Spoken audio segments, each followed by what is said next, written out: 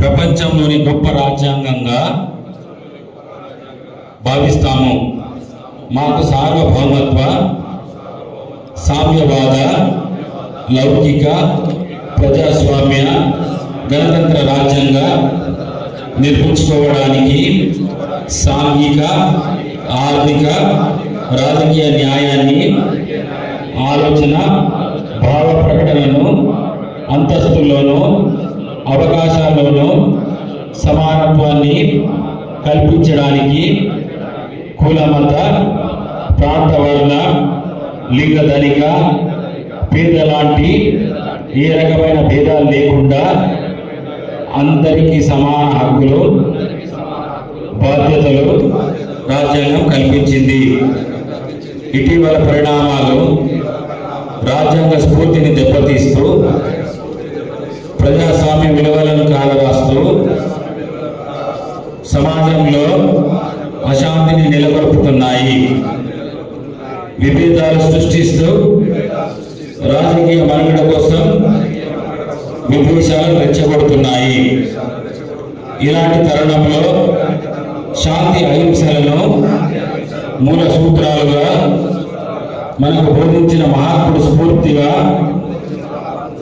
మనుషులంతా ఒక్కటే అంటూ రాజ్యాంగంలోని అందరికీ సమాన హక్కులు కల్పించిన డాక్టర్ బాబాసాహెబ్ అంబేద్కర్ ఆశయాలను అమలు చేస్తూ మన గొప్ప రాజ్యాంగాన్ని కాపాడుకోవడానికి చిత్తశుద్ధితో, అంకిత భావంతో మహాదీక్షలు కృషి చేస్తానని ప్రమాణం చేస్తున్నాను. జై బాపు, జై భీమ్, జై సంవిధాన్. రాజ్యాంగం కల్పించింది. ఇటీవల పరిణామాలు రాజ్యాంగ స్ఫూర్తిని దెబ్బతీస్తూ ప్రజాస్వామ్య విలువలను కాలరాస్తూ సమాజంలో అశాంతిని నెలకొల్పుతున్నాయి. విభేదాలు సృష్టిస్తూ రాజకీయ మనుగడ కోసం విద్వేషాలను రెచ్చగొడుతున్నాయి. నెలకు 6,000 కోట్లు కట్టనుండి భారం ఖజానా పైన, ప్రభుత్వం పైన లేకుంటే అయినప్పటికీ రుణమాఫీ చేయలేకపోయారు. కానీ అధికారంలోకి వచ్చినటువంటి కాంగ్రెస్ పార్టీ సంవత్సర కాలంలో 53,000 కోట్ల రూపాయలు రైతు శ్రేయస్సు గురించి ఖర్చు పెట్టింది.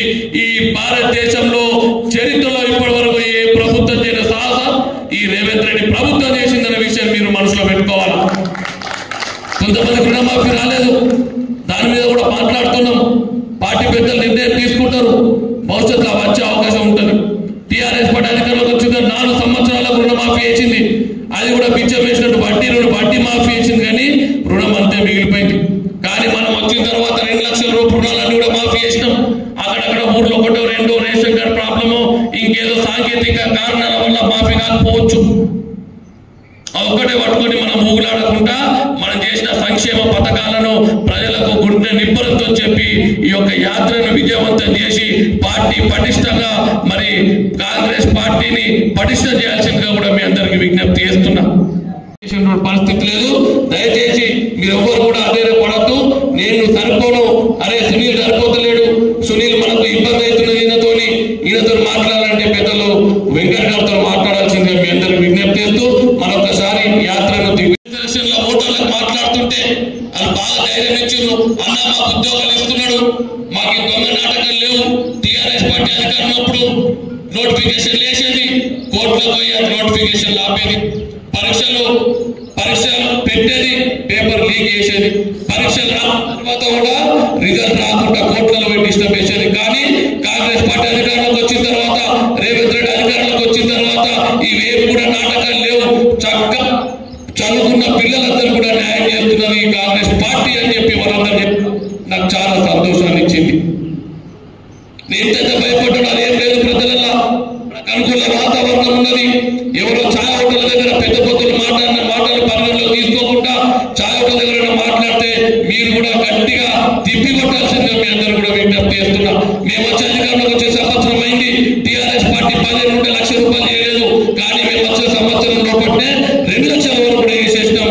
ఇంకా చేస్తామని చెప్పి మీరు గట్టి ఉండి ఈ మన సంక్షేమ పథకాలను ఈ యాత్రను విజయవంతం చేయాల్సిందిగా మీ అందరూ కూడా విజ్ఞప్తి చేస్తున్నాం. మరి బలమూరు వెంకట్ గారు మనతో ఇక కాన్స్టిట్యూషన్ అవుతాంటున్నారు, ఇక రాజ్యాంగం అవుతాం. నిజంగా కూడా రాజ్యాంగం వల్లనే కదా ఇవాళ ఈ రాజ్యాంగం వల్లనే ఇవాళ దళితులకు, గిరిజనులకు, బలైన వర్గాలకు రక్షణ ఉన్నది. ఇవాళ రిజర్వేషన్లు ఉన్నాయి కాబట్టి కదా వాళ్ళు స్వాతంత్రం వచ్చిన తర్వాత ఆ రిజర్వేషన్లనే వాళ్ళ కదా ఈ దళిత, గిరిజనులు, బలైన వర్గాలు ఇలా అంతో ఎంతో తలెత్తుకొని తిరగలుగుతున్నారు ఈ సమాజంలో. లేకపోతే అదే 2 క్లాసుల విధానం ఉండేది, అదే అంటరానితనం ఉండేది కదా. ఒకవేళ ఈ రాజ్యాంగమే లేకపోతే, ఈ రాజ్యాంగమే రక్షణ కల్పించకపోతే అదే అంటరానితనం, అదే 2 క్లాసుల విధానం ఉండేది ఈ దేశంలో. ఇవాళ రాజ్యాంగాన్ని తీసేస్తామంటుంది ఈ భారతీయ జనతా పార్టీ. అంటే మళ్ళీ అంటరానితనం రావాలా, మళ్ళీ 2 క్లాసుల విధానం రావాలా, మళ్ళీ దళితుల్ని బయట ఉంచాలా. ఇదా మీ విధానం? ఇదే కాంగ్రెస్ పార్టీ వల్ల మీరు కాంగ్రెస్ పార్టీ కార్యకర్తలుగా మన విధానాన్ని ప్రజల్లోకి తీసుకెళ్లాల్సిన బాధ్యత ఉన్నది. ఈ దేశం విచ్ఛిన్నం విదేశాలు వచ్చగొట్టాలా, ఈ దేశం విడిపోవాలి. దక్షిణ భారతదేశం, ఉత్తర భారతదేశం విడిపోవాలి. పునర్విభజన గురించి రేవంత్ రెడ్డి గారు నిన్ననే మాట్లాడారు.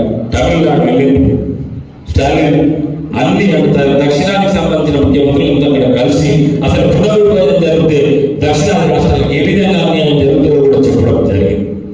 అంటే ఈ విధంగా విచ్ఛిన్నం చేస్తుంది భారతీయ జనతా పార్టీ. ఈ విధంగా దేశాన్ని విడగొట్టాలా, మత విద్వేషాలు రెచ్చగొట్టి ఈ దేశాన్ని విడగొట్టాలా, ఈ దేశాన్ని సర్వనాశనం చేయాలన్న ఒక దుర్మార్గ ఆలోచనతో భారతీయ జనతా పార్టీ ఉన్నది. కాబట్టి వాళ్ళ విధానాలని ప్రజల్లోకి తీసుకెళ్లాల్సిన బాధ్యత కాంగ్రెస్ పార్టీ కార్యకర్తపై ఉన్నది. అదేవిధంగా కాంగ్రెస్ పార్టీ అధికారంలోకి వచ్చిన తర్వాత మనం ఇచ్చిన హామీలను అన్ని నెరవేర్చుకుంటూ వస్తున్నాం.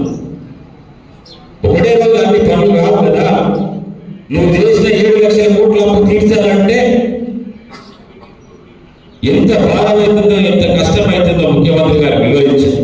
200 కోట్ల రూపాయల వరకు రాష్ట్రంలో బోనస్ ఇచ్చినాం. సన్న వడ్లకు 500 రూపాయల బోనస్ యాసంగిలో కూడా ఇస్తాం.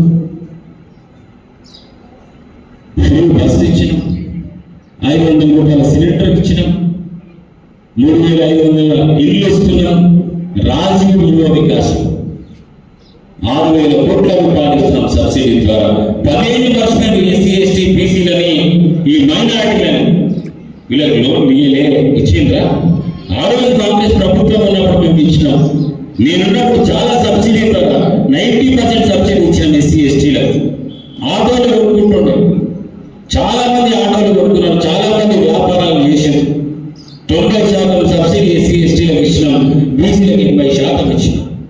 10 ఏళ్ళు పట్టించుకొని ఇవాళ వచ్చి ఏదో మాట్లాడుతున్నారు, ఏం చేస్తున్నారని. 57,000 ఉద్యోగాలు ఇచ్చినాం.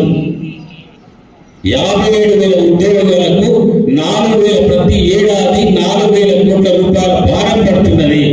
4,000 crores. మరి ఎందుకు చేయలేదు?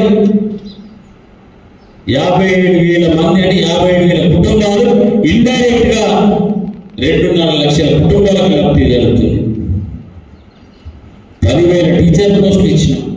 ప్రతి 2 సంవత్సరాలకు ఒకసారి డిఎస్సీ పెట్టేది కాంగ్రెస్ ప్రభుత్వం కానీ, అంతకుముందు తెలుగుదేశం ప్రభుత్వం కానీ. ఈ దూరం వచ్చిన తర్వాత డిఎస్సీ లేదు. 10 పెళ్లి చేసుకోకుండా పిల్లలుండే పిల్లలు చేయడం లేదు. ఇవాళ 10 ఏళ్ల తర్వాత కాంగ్రెస్ ప్రభుత్వం వచ్చింది. ఇవాళ ఉద్యోగాలు వచ్చినాయి. ఇవాళ పిల్లలు కూడా పెళ్లి అవుతుంది. పార్టీ నాకు ఇచ్చారు, కాంగ్రెస్ పార్టీ నాకు కావాల్సిన కంటే చాలా ఎక్కువ ఇచ్చారు. అసొంటి పార్టీకి నష్టం చేకూర్చే విధంగా అసొంటి పార్టీ కార్యక్రమాల్లో పాల్గొనకుండా, లేదా ఆ కార్యక్రమాల్లో పాల్గొంటున్నప్పుడు ఏదైనా ఆటంకాలు బీఆర్ఎస్ పార్టీ సంబంధించి నియోజకవర్గానికి సుమారు 4,000 మందికి ఈ యొక్క ఈడబ్ల్యూఎస్ ఏదైతే యువ వికాసం, రాజీవ్ యువ వికాసం స్కీమ్ కూడా వచ్చింది. ఇటువంటి అనేక సంక్షేమ పథకాలు ఈ రోజు మనం ఇస్తున్నాము. ఇవన్నింటినీ ప్రజలకి బలంగా గట్టిగా చెప్పాల్సిన బాధ్యత మీదే. ఏదన్నా ఊర్లో ఒకరు వచ్చి రైతు రుణమాఫీ కాలేదనేసరికి మన గ్రామ శాఖ అధ్యక్షుడు వచ్చాడు, అవునా గ్రామంలో 40% వాళ్ళకి రుణమాఫీ కాలే, ఇది కాలేదు, అది చెప్పారు, ఇది చెప్పారు అంటే బంధం సృష్టిస్తారు. ఇక్కడ ఉన్నోళ్ళంతా పేరు నాయకులు. రేపు పొద్దున స్థానిక సంస్థ ఎన్నికలు ఉన్నాయి. ప్రజలకి మనం చెప్పగలగాలి, అవును మేము 2 లక్షల రూపాయల రుణమాఫీ, సరే మీ ప్రకారంగా మీరు 50% అని అంటారు, మా ప్రకారంగా మేము 90% ఇచ్చినాం. కానీ 50% అయితే మేము ఇచ్చినాం కదా సంవత్సరంలో. మీరు 10 ఏళ్ళు మొత్తం కలిసి కూడా వడ్డీ కూడా చెల్లించలేదు కదా, అది మనం చెప్పాలి. ఈరోజు బస్సు ప్రయాణం చేస్తున్న ప్రతి మహిళకు కూడా ఉచిత బస్సు ఫెసిలిటీ మనం కల్పించినాం. కొన్ని గ్రామాల్లో బస్సులు వస్తానని గ్రామాలు కూడా ఉంటాయి. అవును మేము ఈ గ్రామాన్ని కూడా తీసుకొని వస్తామని బలంగా మీరు చెప్పగలగాలి.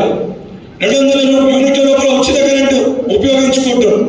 దాని గురించి మనం ప్రస్తావించాలి. భూమి ఇస్తాడు, ఒక ఊర్లో ఇచ్చిందా? ఈరోజు మీరు ఇందిరమ్మ ఇల్లు ఇస్తుంటే మనం గట్టిగా బలంగా చెప్పగలుగుతాం. ఇందిరమ్మ ఇల్లు లేని గ్రామం ఉంటుందా? ఇందిరమ్మ ఇల్లు లేని గ్రామం లేదు. పొద్దున తప్పనిసరిగా మా ప్రభుత్వం కూడా, ఇప్పుడున్న కాంగ్రెస్ ప్రభుత్వం కూడా 100% మేము చెప్పినట్టు ఇల్లు కట్టిస్తాము అని మీరు బలంగా గట్టిగా చెప్పగలగాలి. బలంగా గట్టిగా మీరు చెప్పుకోలేకపోతే రేపు పొద్దున ఆ ఇబ్బంది, ఆ సమస్యలు మీరే ఎదుర్కొంటారు. రేపు పొద్దున సర్పంచ్ ఎన్నికలు, ఎంపీటీసీ ఎన్నికలు, జెడ్పీటీసీ ఎన్నికలు ఉన్నాయి. రేపు పొద్దున వచ్చే ఎన్నికలు కార్యకర్తల్ని నాయకులుగా మార్చే ఎన్నికలు. ఆ ఎన్నికల్లో పార్టీ బలపడాలన్నా, మనం బలవంతులుగా కావాలన్నా ఈ కార్యక్రమాన్ని క్షేత్రస్థాయిలో విజయవంతం చేసుకోవాల్సిన బాధ్యత మీ అందరిపై ఉంది. ఇది మీరు డీలో పెట్టుకొని ఏదో తూతూ మంత్రంగా, రామమాత్రంగా ఈ కార్యక్రమం చేసి మమ అని చెప్పి జరిపిస్తే రేపు పొద్దున ఎన్నికల్లో కూడా ప్రజలు మమ అని చెప్పి మనం కూడా పక్కన పెడతారు. సో గ్రామ శాఖ అధ్యక్షులు, ఏర్గట్ల గ్రామ శాఖ అధ్యక్షులు ఎవరు కూడా అమిత్ షాని బర్తరఫ్ చేయలేదు. కనీసం అమిత్ షా నేను మాట్లాడిన మాటల్ని వెనకకు తీసుకుంటున్నా అని చెప్పి చెప్పలేదు. ఎందుకంటే అసొంటి వ్యక్తికి బుద్ధి చెప్పకపోతే ఈ రోజు ఏ స్వేచ్ఛ స్వాతంత్రం కోసం పోరాట పార్టీ మనది. గాంధీ వారసులుగా ఈ స్వాతంత్రాన్ని, రాజ్యాంగాన్ని కాపాడాల్సిన బాధ్యత మనపైన ఉంది. కాబట్టి గాంధీ వారసులుగా క్షేత్రస్థాయిలో జై భీమ్ అని చెప్పి మన ఈ కార్యక్రమంలో పెట్టుకోవడం జరిగింది. అంబేద్కర్ గారిని వారు అవమానించారు కాబట్టి దాన్ని ఉద్దేశించి అంబేద్కర్ గారి స్ఫూర్తి, రాజ్యాంగం గురించి ప్రజలకి తెలియజేయాలి, భారతీయ జనతా పార్టీకి బుద్ధి చెప్పాలని జై భీమ్ అని పెట్టుకున్నాం. గాంధీ గారు మనకి అధ్యక్షులే కాంగ్రెస్ పార్టీకి ఇది 100వ సంవత్సరం. 100 సంవత్సరాలు పూర్తి చేసుకున్నారు. దాని కారణంగా గాంధీ గారి ఆశయాలను, గాంధీ గారి సిద్ధాంతాలను క్షేత్రస్థాయిలో ప్రజలకి తెలియజేయడానికి జై బాపు అని చెప్పి పెట్టుకున్నాం. మూడోది జై సంవిధానం, అంటే రాజ్యాంగం. మన రాజ్యాంగానికి సంబంధించి ఈ రాజ్యాంగ విలువలు, ఈరోజు ఈ రాజ్యాంగం వల్లనే మనకి స్వేచ్ఛ కానీ, మనం కావాల్సింది మనం మాట్లాడుకోగలుగుతున్నాము, మనకు కావాల్సింది మనం అడగగలుగుతున్నాము, మనం ఈరోజు ఎవరైనా ప్రశ్నించగలుగుతున్నాము. ఇవన్నీ హక్కులు ఈరోజు నాయకులుగా కూర్చోగలిగినా, మనం నాయకులుగా కాగలిగినా ఈ రాజ్యాంగం వల్లనే ఈరోజు ఇదంతా సాధ్యమైంది. సో ఈ వాస్తవాలన్నీ కూడా ప్రజలకి తెలియజేయడానికి, కింది స్థాయిలో తీసుకొని వెళ్ళడానికి, గ్రామ స్థాయికి వెళ్ళి మొదలు పెడితే జాతీయ స్థాయి వరకు కూడా సంవత్సర కాలం పాటు ఈ కార్యక్రమాలు కొనసాగుతాయి. 18వ తారీఖున పిసిసి అధ్యక్షుడు మహేష్ కుమార్ గౌడ్ గారు, అదేవిధంగా మంత్రులందరి సమక్షంలో ఈ కార్యక్రమాన్ని హైదరాబాద్ లో గాంధీ భవన్ లో దీన్ని స్టార్ట్ చేయడం జరిగింది. 21వ తారీఖున నిజామాబాద్ డిసిసిలో డిసిసి అధ్యక్షుడు మోహన్ రెడ్డి గారి ఆధ్వర్యంలో నియోజకవర్గ ఎమ్మెల్యేలు, బాధ్యులు అందరితో కలిసి, మా కోఆర్డినేటర్స్ అందరితో కలిసి మీటింగ్ నిర్వహించడం జరిగింది. దాని తర్వాత నిన్న బాల్కొండ నియోజకవర్గానికి సంబంధించి 4 మండలాల్లో నిన్న ఈ మీటింగ్ సన్నాహక సమావేశాలు పెట్టుకోవడం జరిగింది. తగిన 4 మండలాల్లో ఇవాళ పెట్టుకోవడం జరుగుతుంది. ఇవాళ ఉదయం మొదటి మండలం మెరగట్ల మండలం. ఈ ప్రోగ్రామ్ ని కూడా చాలా నిబద్ధతతోటి ఈ కార్యక్రమాన్ని మీ మండలంలో ప్రారంభించినప్పుడు మొదట కొన్ని సూచనలు, ఏ రకంగా ఈ కార్యక్రమాన్ని ముందుకు తీసుకోవాలో దానిపైన నేను మీకు స్పష్టత ఇస్తాను.